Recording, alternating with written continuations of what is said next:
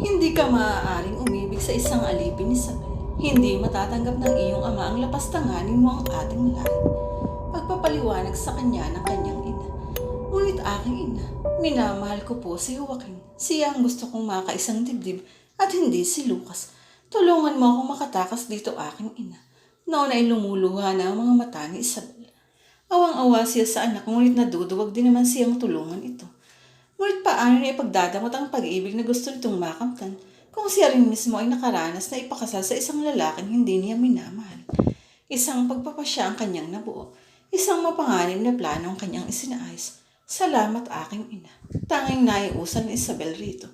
Yun lang ang aking tanging magagawa upang maranasan mo ang pag-ibig na hindi ko naranasan. Ikatlong gabi mula nang mag-usap sila ng kanyang ina, ay naiayos na nito ang lahat. Tutulungan sila nitong makatakas sa kaharian. Makakasama niya ang lalaking pinakamamahal. Sa isang lihim na tagpuan sila magkikita at mula roon ay magpapakalayo-layo na sila ng kanyang nakagisnang tahanan. Lahat ay para sa lalaking pinakamamahal. Lahat ay para sa pag-ibig. Ngunit may 2 oras na rin siyang naghihintay sa kanilang tagpuan ay walang huwaking na dumating. Natanawan na lang niya ang kanyang inang humahangos kasama ang ilang mga katiwala. Lumayo ka na. Iwan mo na si Joaquin. Hindi ka makakatakas sa galit ng iyong ama. Pakiusap sa kanya ng kanyang ina. Napag-alaman niyang bihag ngayon ang kaharian ng kanyang pinakamamahal. Hindi niya ito maaaring talikuran. Si Joaquin ang kanyang pinakaiibig. Tutol man ang kanyang ina ay muli siyang bumalik sa kanilang kaharian. Gagawin niya ang lahat upang mapalaya si Joaquin sa hagupit ng galit ng kanyang amang hari. Lahat ay gagawin niya upang mailigtas ito sa tiyak na kahamakan. Parang awa mo na, mahal kong amang hari. Palayain mo na si Joaquin.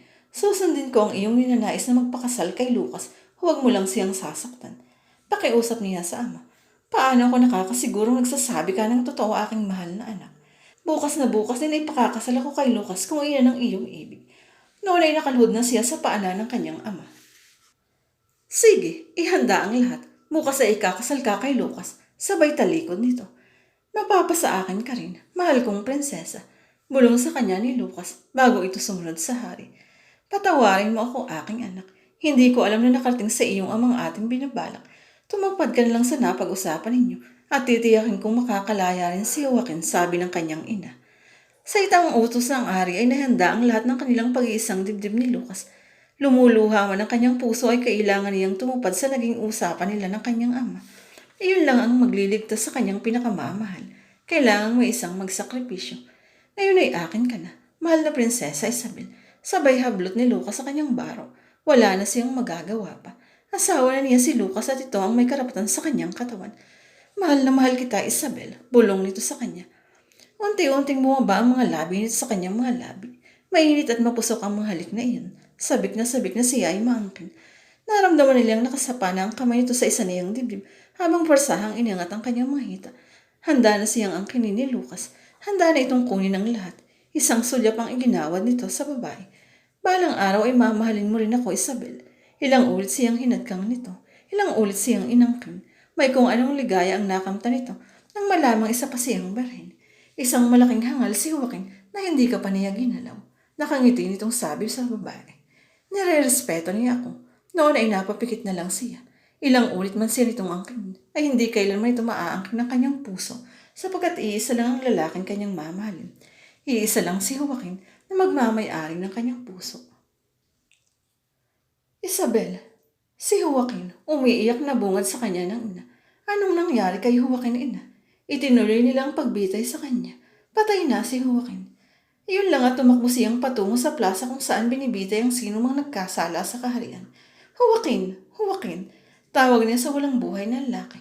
Hindi naman makatingin ng tuwid sa kanya ang kanyang ama. Nakumbinsi ito ni Lucas na ituloy ang pagbitay sa lalaki sa pangambang magkaroon pa ito ng balak na itakas muli si Isabel. Bakit, ama? Bakit mo nagawa ito? Sumunod ako sa ating pinag-usapan. Isinakripisyo ko ang lahat para palayain mo lang si Joaquin. Ngunit paano mo nagawa sa akin ito? Naagaw ni Isabel ang punyal sa isang kawal na nakalayo malapit sa kanya. Parang ikaw na rin ang pumatay sa akin, ama. Isang saksak sa kanyang puso, isang saksak sa dibdib. Ang pumatay dito, Isabel, panaghoy ng kanyang ama. Wala nang buhay si Isabel.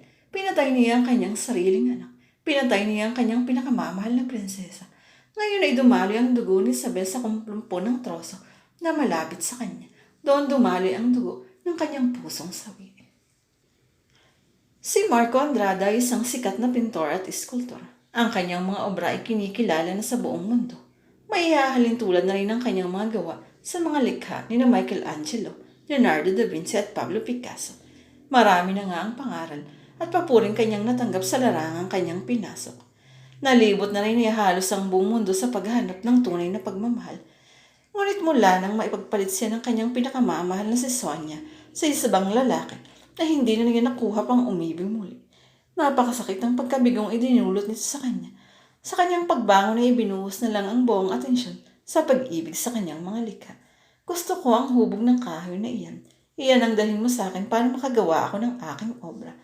Wika ni Marco sa kanyang katiwala. Ginugol ni Marco ang ilang araw sa kanyang paglililok. Isang ngiti lang ang namutawi sa kanyang mga labi. Napakaganda nito. Dadaigin ang lahat ng kanyang obra. Isang napakaganda at kabigha-bighaning nilalang. Isang obra maestra. Ang pangalan ko ay Isabel. Ang salitang binitiwan ito nang muli itong magkabuhay. Noon ay hating gabi at muling nabuhay ang kanyang katawan. At sa unang pagkakataon ay pinagsaluhan nilang pag-ibig na sana ay sa nakaraang buhay pinalanaranasan. Kawangis ni Marco ang kanyang namatay na kasintahan.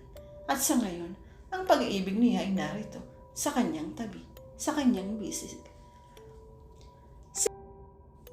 Gabi na nang mapamulagat si Ivan. Kanina lang ay pinagtatalunan nilang mag-inang pagpaslang ni Isabel sa kanyang ama. Ngunit ngayon ay wala na ang estatwa ng babae sa kanyang silid. Tumakbo siyang palabas ng kwarto at hinanap ang kanyang ina. Ma, nasaan ang estatwa? Galit na usisa nito sa ina. Ipinatapon ko na sa isang lugar kung saan siya nararapat. Pero ma, kailangan ko siya. Kailangan ko ang estatwang iyon. Yun ang pumatay sa iyong ama, Ivan. Baka nakakalimutan mo. Sabay tululo ng luha sa mga mata nito. Ma, please, sabihin mo sa akin kung nasaan ang estatwa. Noon ay hawak na niya ang ina sa magkabilang braso nito. Nasasaktan ako, Ivan. Hindi ko sasabihin kung nasaan ang estatwa. Ngayon ay malana na tayo sa bangungot na dala niyon sa ating pamilya. Sabay talikod ng kanyang ina. Ma, mahal ko si Isabel. Isang malakas na sampalang ibinigay ni Matilde sa kanyang anak. Nababaliw ka na, Ivan. Bukas na bukas ay iuuwi na kita sa Maynila. Doon ay tuluyan ang makakalimutan ng hiwaga ng estatwa ngayon. Naiwang lugmok na lungkot si Ivan. Hindi niya alam kung saan magsisimula at sa paghahanap kay Isabel. Hindi niya alam kung saan maaaring itago ng kanyang ina ang estatwa. Napakabilis ng mga pangyayari. Marami na ang namatay dahil sa paghihiganti ni Isabel sa pagkamatay ng kanyang kuya Marco. Ngunit hindi niya rin lubusang masisi ang estatwa sa ginagawa nitong pagpatay. Ipinaghihiganti lang nito ang namatay na eskultor. Ipinaghihiganti lang nito ang namatay na pag-ibig. Nasaan ka na, Isabel? Magpahiwati ka kung saan kita hahanapin. Di kalayuan sa mansyon ay may isang maliit na batis. Doon ipinatapon ni Doña Matilde ang estatwa ng babaeng pumatay sa kanyang asawa sa tulong ng dalawang natitirang salarin sa pagkamatay ni Don Marco. Oo, si Matilde ang utak ng pagpaslang kay Marco at dinig na dilig iyon ni Isabel. Sinang-ayunan lang siya ng kanyang asawa sa pag-asam nila sa kayamanan ni Marco. Minsan silang natanggihang bigyan ng pera ng lalaki kung kaya't pinagplanuhan nilang pagnakawan ito. Ngunit nang hindi na maiwasan na tuluyan nilang ipinapatay ito. Hindi makakapayag si Doña Matilde na makulong siya. Ngunit mas lalong hindi siya papayag mawala ang lahat ng yaman na tinatamasa niya sa ngayon. Labis ang galit sa puso ni Isabel. Ngayon ay alam na niya kung sino ang utak ng pagkamatay ng kanyang pinakamamahal. At alam na rin niya kung saan nakatira ang dalawang huling lalaking na kailangan niyang singilin. Ngunit sa ngayon ay silang kailangan niyang gawin. Kailangan muna niyang makatakas sa kahong pinaglagyan sa kanyang estatwa bago pa siya ipinatapon ni Matilde sa batis na iyon. Unti-unti ay naramdaman ni Isabel na waring umaangat ang kahong kanyang kinalalagyan. Humupa na lahat ang tubig na pumasok sa kahon nang ihulog siya ng mga tauhan ni Matilde sa batis. Ngayon naman ay nararamdaman niyang may pilit na bumubukas ng kahong iyon. Napatakip naman siya sa mata nang may kung anong matalim na liwanag na tumama dito. Isabel, tuluyan na siyang tinulungan ni Ivan na makaalis sa kahong iyon. Iniligtas siya ng lalaki. Iniligtas siya nito kahit alam nito na siya ang pumatay sa ama nito. Napayakap na yang siya rito at tuluyan ang dumaloy ang luha sa kanyang mata. Ivan, patawarin mo ako. Nakayuko niyang sabi sa lalaki. Sa totoo lang di ko rin alam kung anong nararamdaman ko. Sa'yo, sa ginawa ko. Alam ko malaki ang kasalanan ng aking ama sa'yo. Pero sana lang hindi mo na siya sinama sa mga dapat mong singilin. Napalugmok na ito sa nararamdamang pighati ng namatay na ama. Lahat ay kailangang magbayad, Ivan. Kahit pa ang mga mahal mo sa buhay.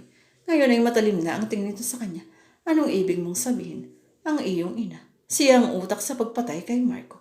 Siya ang nag-utos sa pagnakawan ng mansyon at doon niya ay pinag-utos sa pagpatay sa aking pinakamamahal. Napilitan lang sumang-ayon ng iyong ama sa mga plano ng iyong ina Ivan. At ngayon ay kailangan na niyang magbayad. Hindi ako naniniwala sa mga sinasabi mo sa akin, Isabel. Hindi mamamatay tao ang aking ina. Bakit hindi mo siya tanungin at nang malaman mo kung ano ang totoo? Sabay takbo ni Isabel palayo sa